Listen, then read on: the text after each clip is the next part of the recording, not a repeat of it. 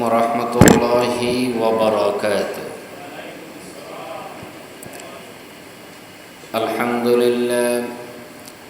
لله نحمده ونستعينه ونستغفره ونؤمن به ونتوكل عليه ونعوذ بالله من شرور أنفسنا ومن سيئات أعمالنا. من يهده الله فلا مضل له ومن يضلله فلا هادي له. ونشهد أن لا إله إلا الله وحده لا شريك له. ونشهد أن سيدنا وحبيبنا ومولانا محمدا عبده ورسوله الذي أرسله بالحق بشيرا ونذيرا وداعيا إلى الله بإذنه وسراجا منيرا. فقد قال الله تعالى في كلامه المجيد وفرقانه الحميد. أعوذ بالله من الشيطان الرجيم. بسم الله الرحمن الرحيم. إن الله وملائكته يصلون على النبي يا أيها الذين آمنوا صلوا عليه وسلموا تسليما. اللهم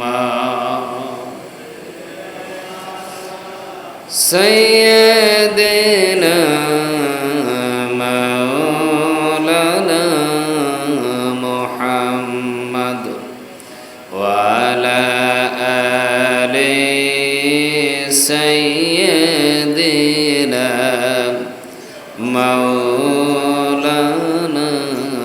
محمد. اللهم صل على سيدنا مولانا محمد وعلى آل سيدنا مولانا محمد. أعوذ بالله من الشيطان الرجيم. بسم الله الرحمن الرحيم. إن الله يأمر بالعدل والإحسان وإيتاء ذي القربى وينهى عن الفحشاء والمنكر والبغي والبغي يعظكم لعلكم تذكرون صدق الله المولانا العظيم Bangladesh Islamic foundation Chittagong কর্তৃক আয়োজিত মাসব্যাপী তাফসিরুল কোরআন মাহফিলের সম্মানিত পরিচালক, উপস্থিত সম্মানিত মুসল্লিয়ান কিরাম, আসসালামু আলাইকুম ওয়া রাহমাতুল্লাহি ওয়া বারাকাতুহু। মহান আল্লাহ সুবহানাহু ওয়া তাআলার দরবারে শুকরগুজার করি, আমরা প্রাণ খুলে বলি আলহামদুলিল্লাহ। বিশ্বনবী সরকার কায়নাতের উপর অসংখ্য দরুদ ও সালাম পেশ করছি, আমরা মহব্বতের সাথে বলি সাল্লাল্লাহু আলাইহি ওয়াসাল্লাম। সুপ্রিয় মুসল্লিয়ান ইকরাম, আজকের এই তাফসিরুল কোরআন মাহফিলের আমার নির্দিষ্ট বিষয় ইসলামের সমাজ ব্যবস্থার স্বরূপ। ইসলামের সমাজ ব্যবস্থা কি সেটা আমাদের যদি জানা থাকে, তাইলে ইসলামের সমাজ ব্যবস্থার স্বরূপ কীরকম হবে সেটা জানাটা আমাদের পক্ষে সহজ হবে। কি বলেন? প্রথমত আমাদের জানা দরকার যে ইসলামের সমাজ ব্যবস্থা এটা কি।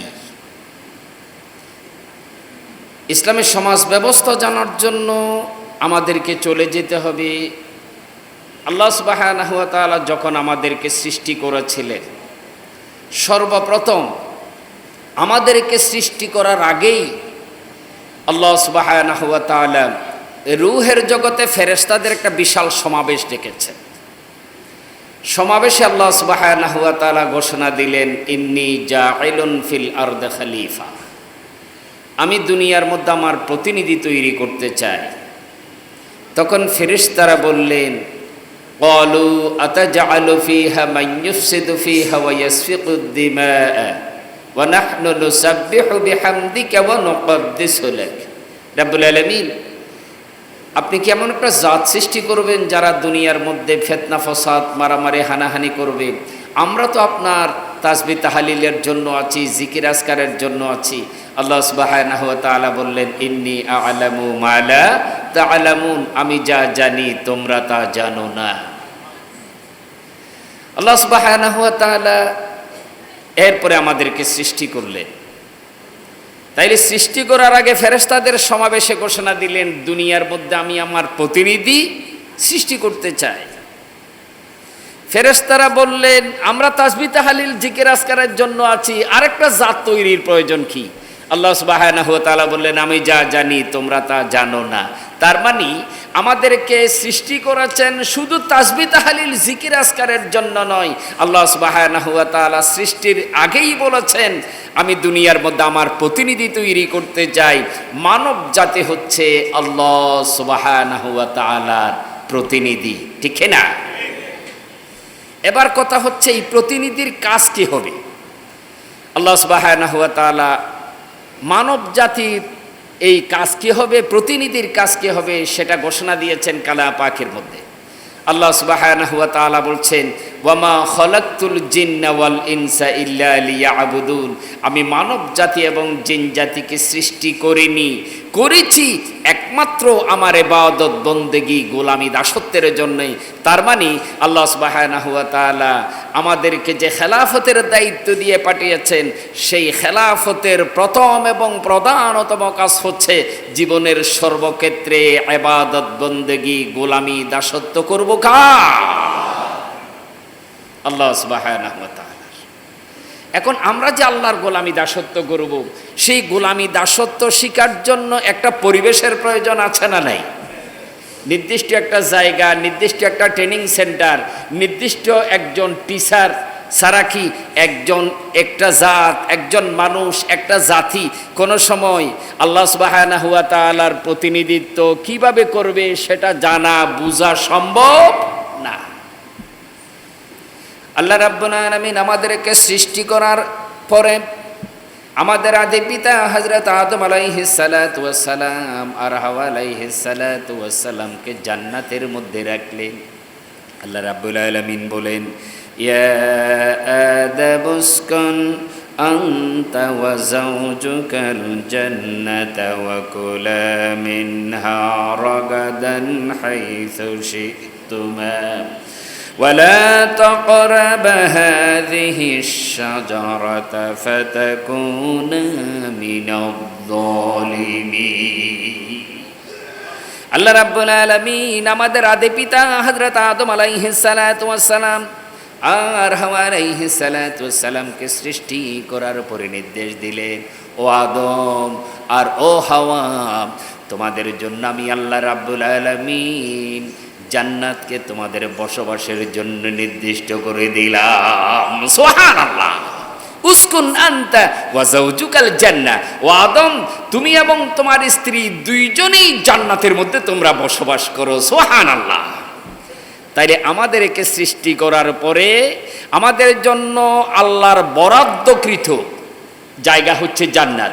বরাদ্দকৃত জায়গা কোথায়?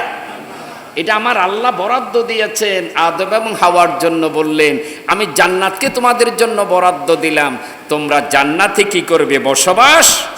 ওয়া কুলা মিনহা রাগাদান হাইসু শি'তুমা, এই জান্নাতের অসংখ্য অগণিত নাজ নিয়ামত আছে, সেগুলো তোমরা ইচ্ছামতো খাবে, পান করবে, ব্যবহার করবে। এখানে কোনো ধরনের বিধিনিষেধ হবে না। ওয়ালা তাকরাবা হাযিহি শাজারা, কিন্তু ওই গাছের ধারে কাছেও যেও না। ফাতাকুনা মিনাজ জালিমিন, তাইলে তুমি জালেমদের মধ্যে অন্তর্ভুক্ত হয়ে যাবে। তাইলে আল্লাহ সুবহানাহু ওয়া তাআলা আমাদেরকে সৃষ্টি করলেন, সৃষ্টি করার পরে আমার কাজ কি সেটাও বলে দিলেন। আমার কাজ হচ্ছে আল্লাহর ইবাদত করা, আর ইবাদত করার জন্য নির্দিষ্ট একটা জায়গা দিয়ে দিলেন, পরিবেশ দিয়ে দিলেন, সেটা হচ্ছে জান্নাত। সুবহানাল্লাহ। আর জান্নাতের সমস্ত নাজ ও নিয়ামতগুলো আল্লাহ সুবহানাহু ওয়া তাআলা মানব জাতির জন্য উন্মুক্ত করে দিলেন। মানব জাতির ব্যবহারের জন্য সকল কিছুকে আমার আল্লাহ সুবহানাহু ওয়া তাআলা নিয়ামত রাজি হিসাবে দিয়ে দিয়েছেন। সুবহানাল্লাহ। তাইলে বলছিলাম আলোচনার বিষয় ছিল ইসলামী সমাজ ব্যবস্থা। ইসলামী সমাজ হচ্ছে সেই সমাজ যেই সমাজ হযরত আদম এবং হাওয়াকে আমার আল্লাহ সুবহানাহু ওয়া তাআলা তৈরি করার পরে দিয়েছিলেন, রেখেছিলেন, আর সেই সমাজটা হচ্ছে জান্নাতের সমাজ। সুবহানাল্লাহ। আমি এই কথাটা বোঝার জন্য এই রেফারেন্সটা দিয়েছি। ইসলামী সমাজ হচ্ছে জান্নাতি সমাজ, যেই সমাজে হযরত আদম এবং হাওয়া আলাইহিস সালাতু ওয়াস সালাম বসবাস করার জন্য আমার আল্লাহ বরাদ্দ দিয়েছিলেন, নির্দিষ্ট করেছিলেন, সেই সমাজটাই হচ্ছে জান্নাতি সমাজ। সেই জান্নাতি সমাজে হযরত আদম এবং হাওয়া আলাইহিস সালাতু ওয়াস সালাম দীর্ঘদিন বসবাস করেছে। দুনিয়ার জিন্দেগিতে যদি হিসাব করা হয় তাইলে এর হিসাব দুনিয়ার মানুষেরা করতে পারবে না। কারণ দুনিয়ার মানুষের হায়াতে জিন্দেগির যেই 24 ঘন্টার দিন, 30 দিনের মাস, 12 মাসের বছর, এই হিসাবে যদি গণনা করা যায় তাইলে আখিরাতের হিসাব গণনা সম্ভব নয়। আমার আল্লাহ যতদিন ইচ্ছা হযরত আদম আলাইহিস সালাতু ওয়াস সালাম আর হাওয়া আলাইহিস সালাতু ওয়াস সালামকে জান্নাতে রেখেছিলেন। বিভিন্ন নির্ভরযোগ্য কিতাব, বিশেষ করে তাফসীর ইবনে কাসীরের মধ্যে গুরুত্বপূর্ণ একটা হাদিস এসেছে, যে হাদিসের মধ্যে রাসূল আকরাম সাল্লাল্লাহু আলাইহি সাল্লাতু ওয়াস সালাম বর্ণনা দিয়েছেন যে আল্লাহ সুবহানাহু ওয়া তাআলা আদম আলাইহিস সালাতু ওয়াস সালামকে তৈরি করে রেখে দিলেন। আদম আলাইহিস সালাতু ওয়াস সালাম জান্নাতে বসবাস করছেন, জোহর পর্যন্ত বসবাস করলেন, সেটা জান্নাতের সময়। জোহর পর্যন্ত বসবাস করার পরে হযরত আদম আলাইহিস সালাতু ওয়াস সালাম জান্নাতের নাজ ও নিয়ামত খাওয়ার পরে একটু বিশ্রাম নিলেন। বিশ্রাম নেওয়ার পরে ঘুম হচ্ছে না। আল্লাহ সুবহানাহু ওয়া তাআলার নির্দেশে সেই বিশ্রামের থেকে উঠার পরে দেখলেন পাশে একটা অনন্য সুন্দরী যুবতী হযরতে হাওয়া আলাইহিস সালাতু ওয়াস সালামকে আল্লাহ সুবহানাহু ওয়া তাআলা সেখানে রেখে দিলেন। সেখানে রেখে দেওয়ার পরে হযরতে আদম আলাইহিস সালাতু ওয়াস সালাম সেই ঘুম থেকে উঠার পরে অত্যন্ত খুশি হলেন। খুশি হওয়ার পরে সেই হাওয়া আলাইহিস সালাতু ওয়াস সালাম সহ জান্নাতে বসবাস করতে লাগলেন। মাগরিবের আগেই জান্নাতের সুখ শান্তি শেষ। হযরতে হাওয়া আলাইহিস সালাতু ওয়াস সালামকে শয়তান প্ররোচিত করলেন। শয়তানের প্ররোচনায় সেখানে যে আল্লাহ সুবহানাহু ওয়া তাআলা বলেছেন, আল্লাহ তাকরাবা হাযিহিস শাজার, ওই গাছের ধারে কাছেও যেও না।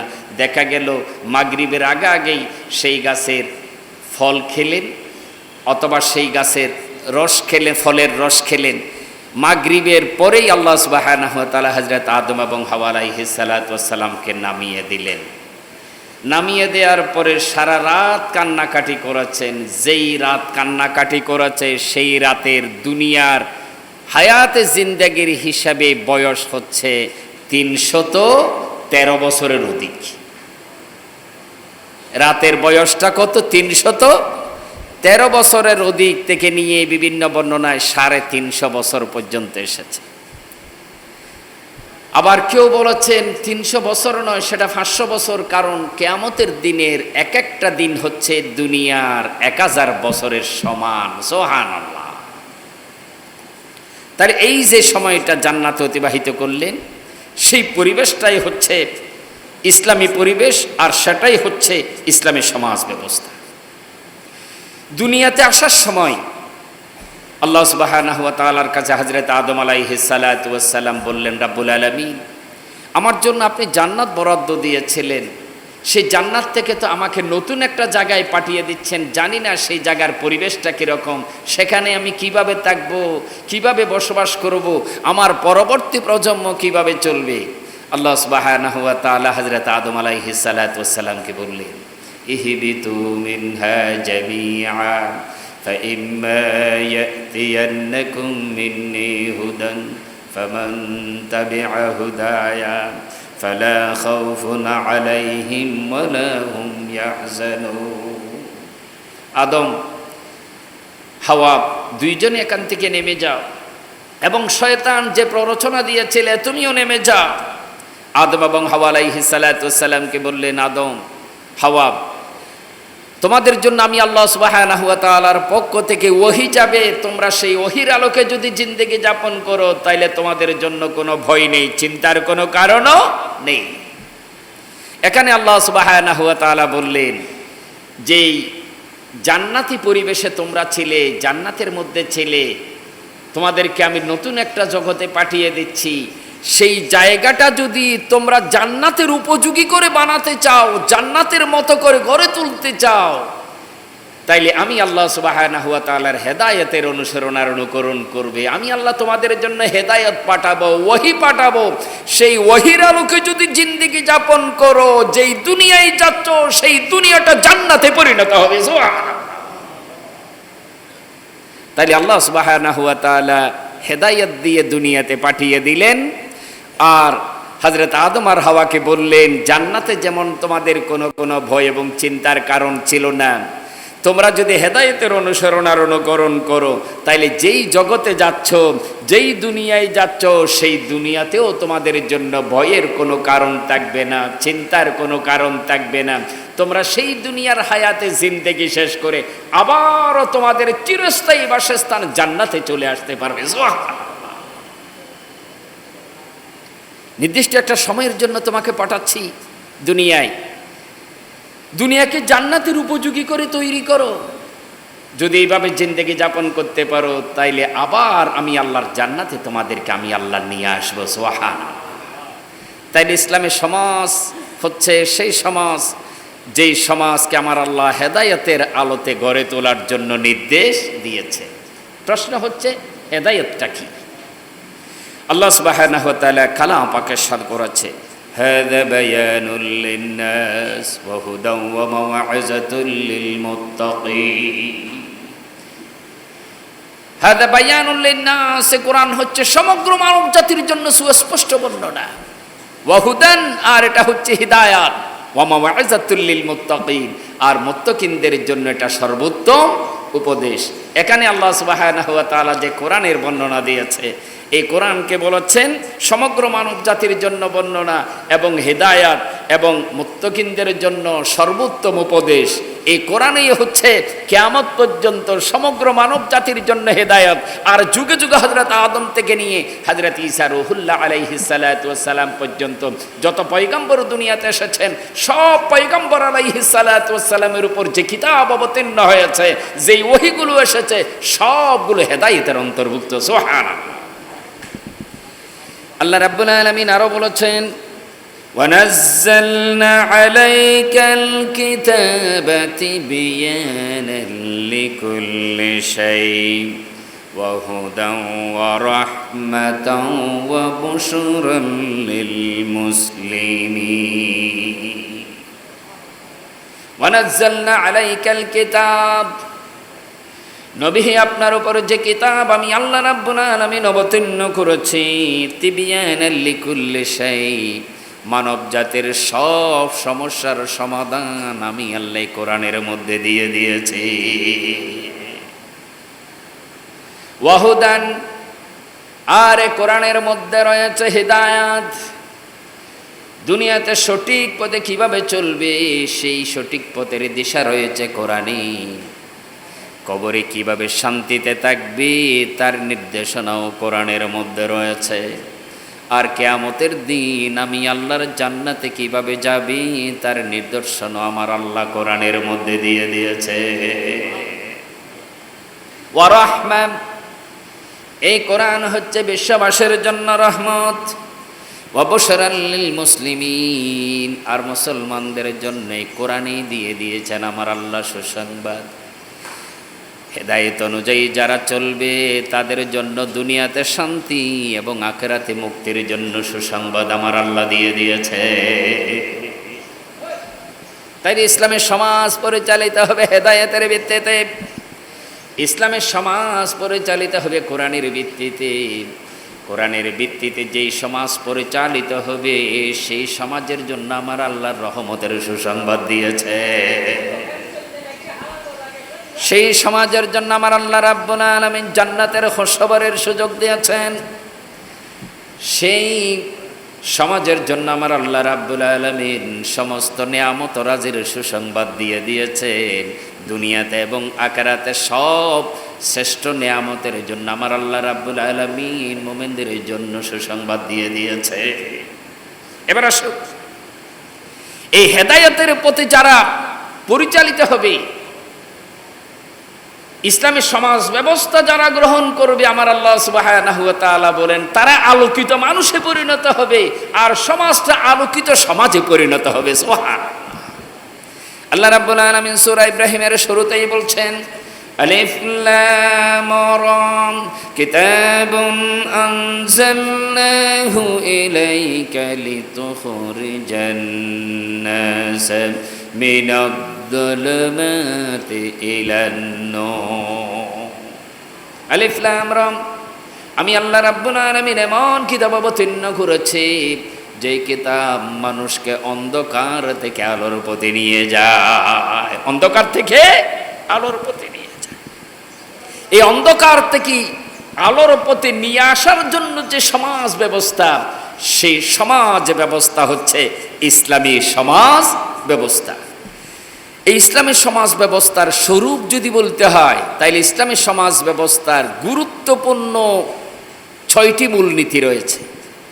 অসংখ্য মূলনীতির মধ্যে গুরুত্বপূর্ণ 6টি মূলনীতি আমার আল্লাহ সুবহানাহু ওয়া তাআলা কালামে পাকের একটি আয়াতেই একসাথে বর্ণনা করে দিয়েছেন। সুবহানাল্লাহ।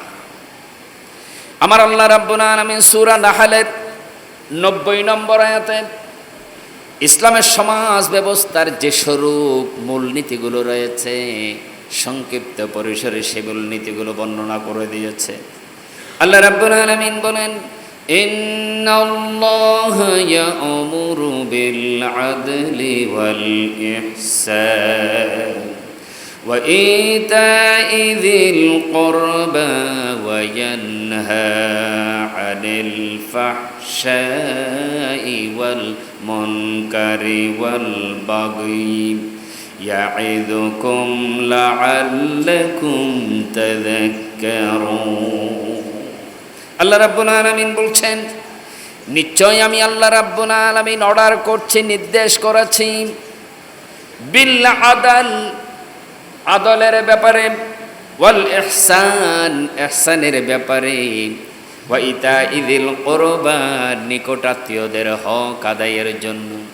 এবং সাথে সাথে আমার আল্লাহ রাব্বুল আলামিন বলেন ওয়ায়ানহা, আমি আল্লাহ নিষেধ করেছি আনিল ফাহশা, অশ্লীলতা থেকে বিরত থাকার জন্য, ওয়াল মুনকার, খারাপ কাজ থেকে বিরত থাকার জন্য, ওয়াল বাগয়ি, আর অবাধ্যতা থেকে বিরত থাকার জন্য।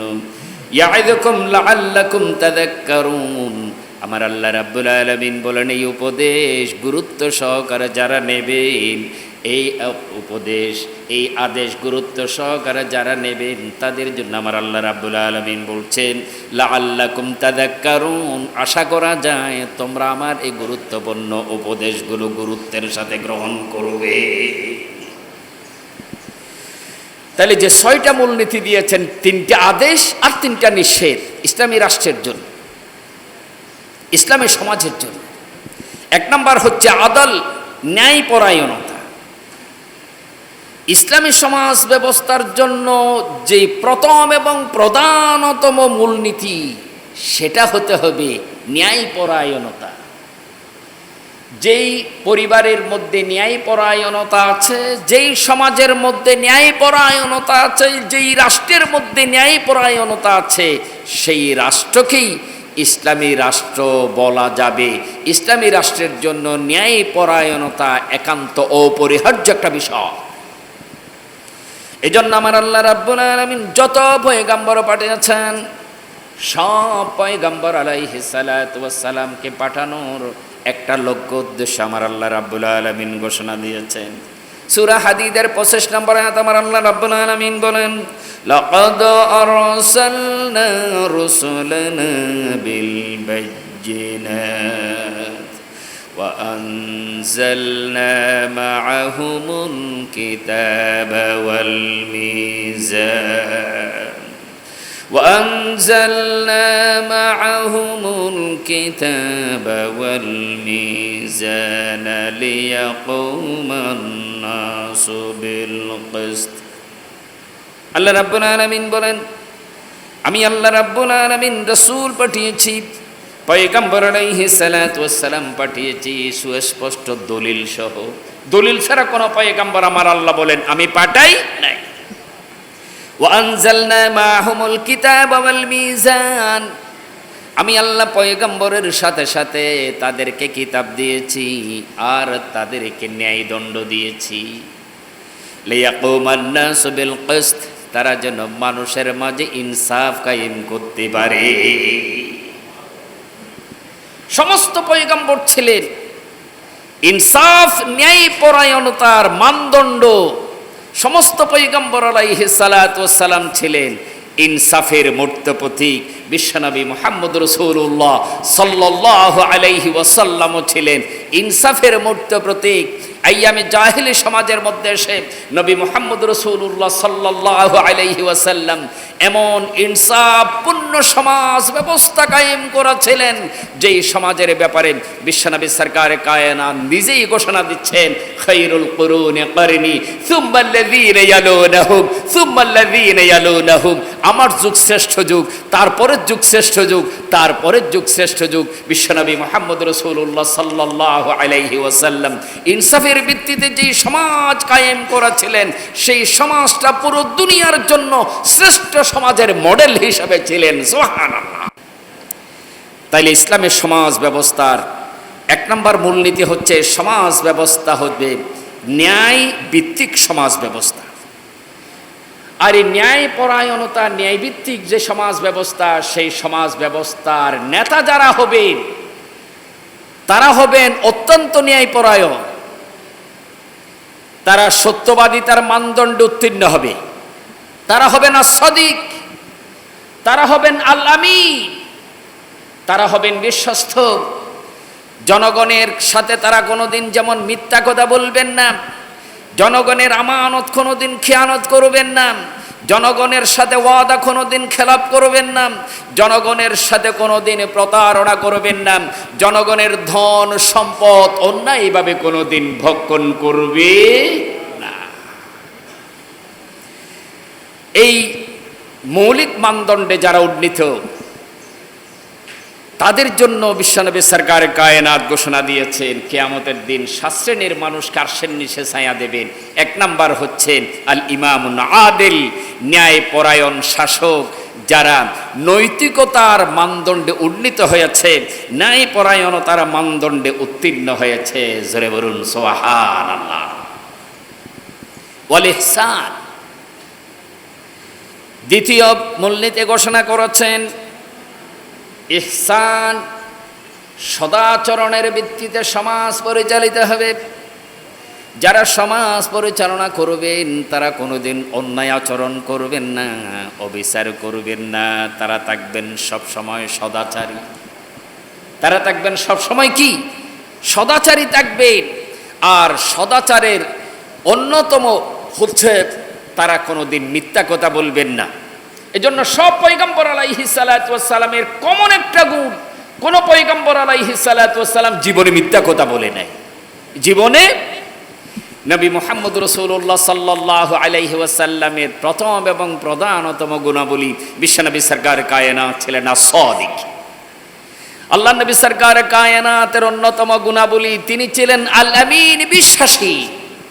মানুষেরা যখন নবী আলাইহিস সালাতু ওয়াস সালামকে পয়গম্বর হিসাবে চিনত না, জানতো না, তখনও সবাই জানতেন তিনি আস-সাদিক, তিনি আল আমিন।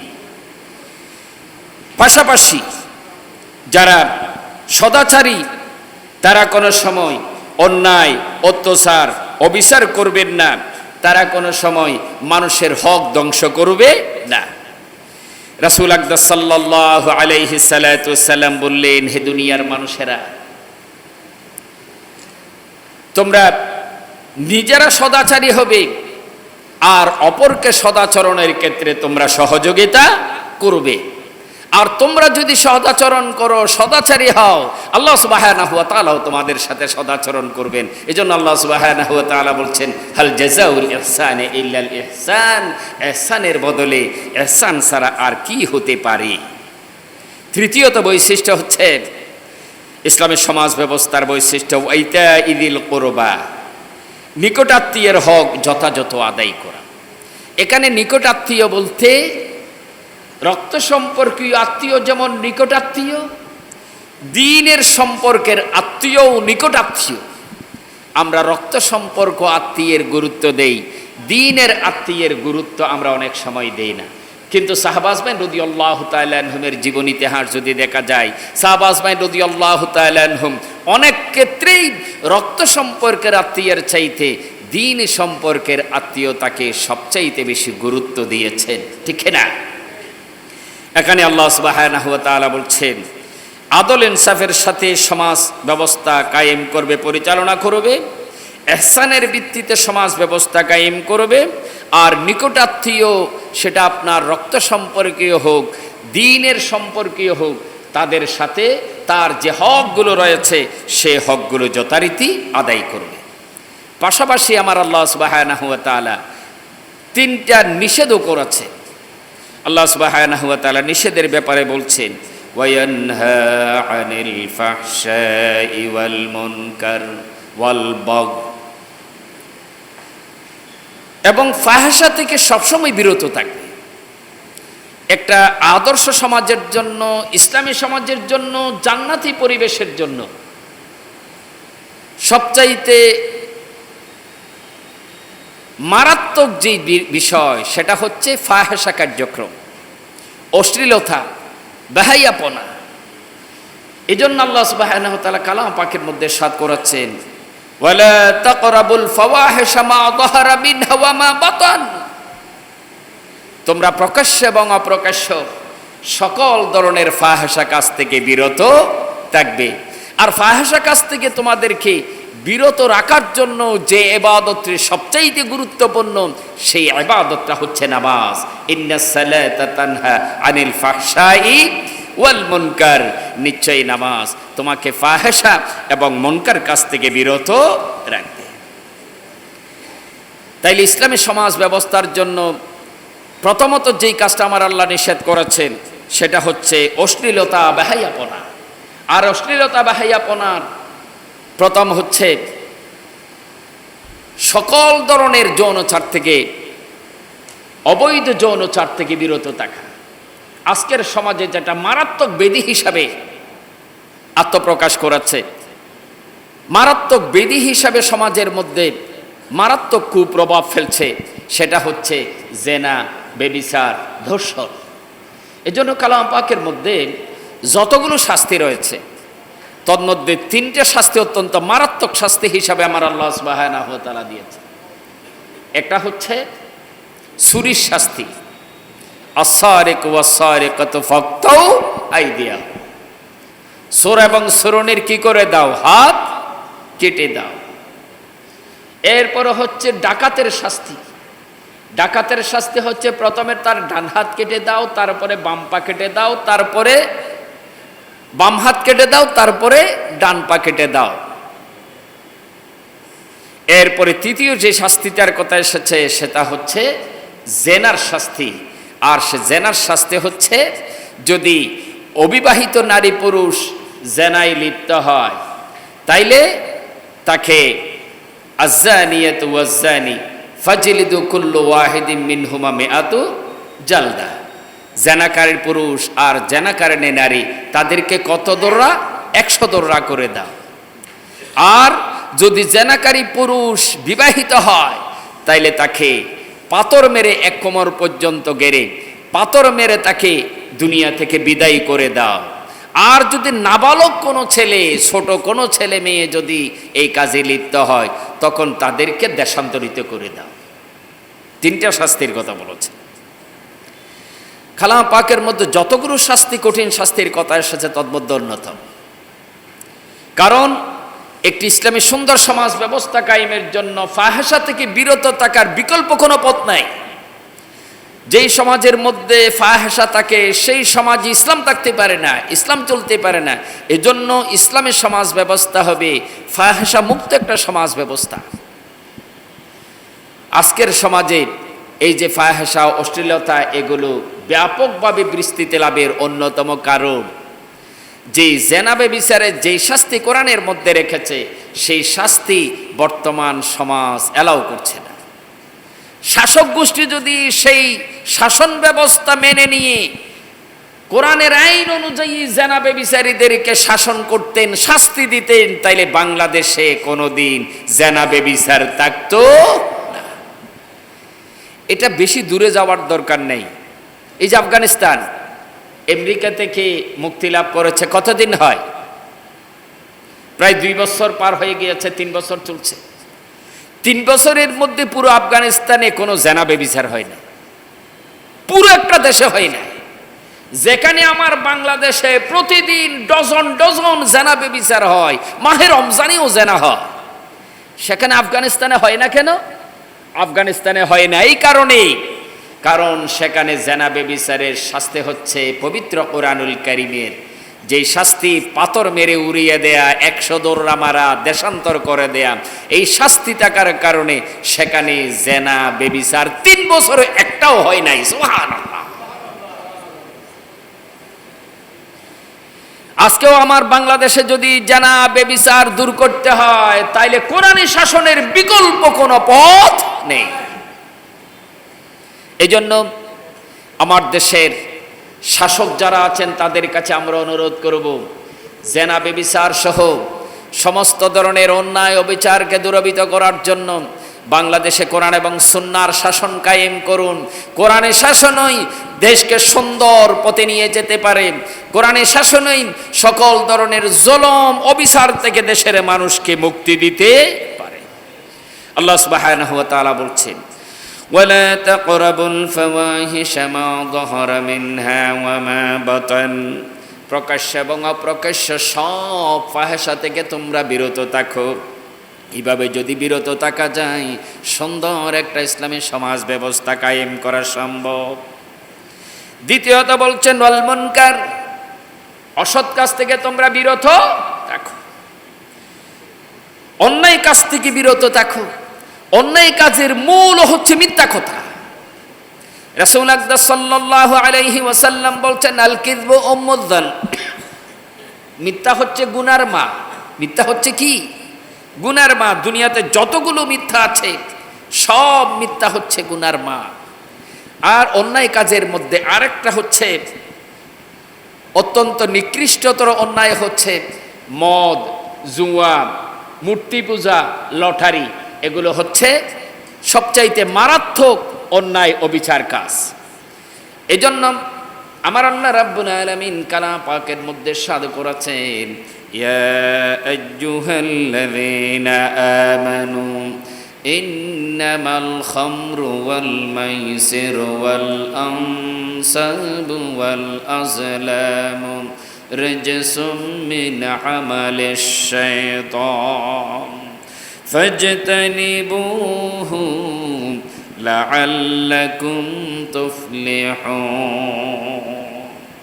হে ঈমানদার লোকেরা, নিশ্চয় মদ, জুয়া, মূর্তি পূজা, লটারি এগুলো হচ্ছে শয়তানের কাজ। এগুলো কার কাজ? শয়তানের কাজ। যে সমাজে মদ থাকে সেই সমাজ কোনোদিন ভালো হতে পারে না। আর ভালো সমাজ যদি পেতে হয় অবশ্যই সমাজকে মাদক মুক্ত করতে হবে।